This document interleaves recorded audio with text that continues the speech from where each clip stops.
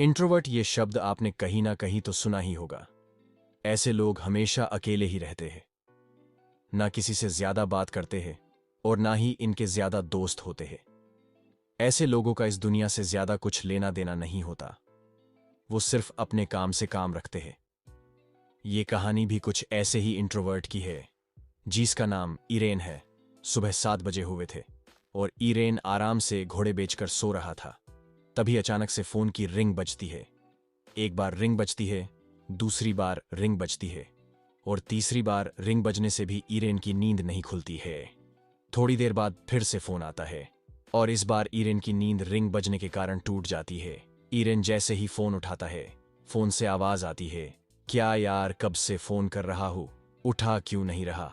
और तू आ रहा है ना? आज और देख, तू नहीं आया ना तो मां कसम मरते दम तक तेरी शकल नहीं देखूंगा। फोन में से आवाज आती है। आगे इरेन कहता है, अरे नहीं यार, बस सो रहा था इसलिए। और सिर्फ तू ही तो इस दुनिया में मेरा इकलौता दोस्त है। तेरी शादी में मैं तो आना ही पड़ेगा, टेंशन मत ले, मैं पहुंच जाऊंगा, इरेन ने कहा। दरअसल वो फोन किसी और का नहीं बल्कि इरेन के इकलौते दोस्त विपेंस का था। कल विपेंस की शादी है और विपेंस ने इरेन को अपने शादी में बुलाने के लिए ही फोन किया था। विपेंस का घर एक गांव में था और वहां का रास्ता एक जंगल से होके गुजरता था। विपेंस ने इरेन को आज सुबह ही बुलाया था, लेकिन इरेन एक काम की वजह से आज सुबह नहीं जा सकता था। इरेन को दोपहर में भी वक्त नहीं मिलता है और अब शाम हो चुकी थी। इरेन लगभग शाम के 8:30 बजे विपेंस की शादी में जाने के लिए निकलता है, लेकिन घर से निकलते निकलते इरेन को काफी वक्त हो जाता है। वो लगभग 9 बजे अपने घर से निकलता है और कुछ ही घंटों के सफर में वो गांव के बॉर्डर तक पहुंच जाता है। इरेन वहां पहुंच के बस का इंतजार करने लगता है। अब रात के 9:50 हो चुके थे और बस रात के ठीक 10 बजे आने वाली थी। इरेन यूं ही यहां से वहां घूमता रहता है और देखते ही देखते 10 भी बज जाते हैं, लेकिन बस अभी तक नहीं आई थी। अब देखते ही देखते रात के 10:30 बज जाते हैं, लेकिन बस का अभी तक कोई नामो निशान नहीं था। इससे पहले उस रास्ते से कई गाड़ियां भी गई थीं।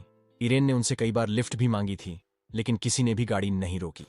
इरेन तभी मन ही मन में सोच रहा होता है कि काश वो लड़की होता तो उसे लिफ्ट मांगने की जरूरत भी ना पड़ती। लड़की देखते ही लोगों की गाड़ी अपने आप रुक जाती।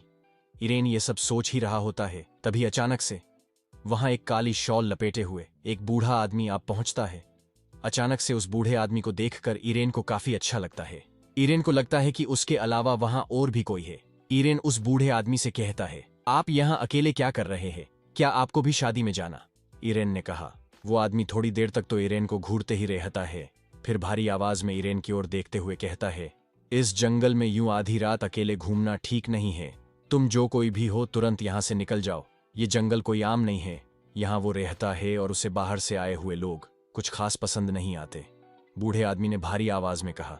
आगे इरेन कहता है, वो रहता है? कौन वो? और देखो, यहाँ जो कोई भी रहता है ना, उससे कह दो मैं कोई बाहर का नहीं हूँ। मैं तो बचपन से यही पला बढ़ा हूँ। और रही बात अकेले की, तो आप भी तो अकेले ही घूम रहे हैं, इरेन ने कहा।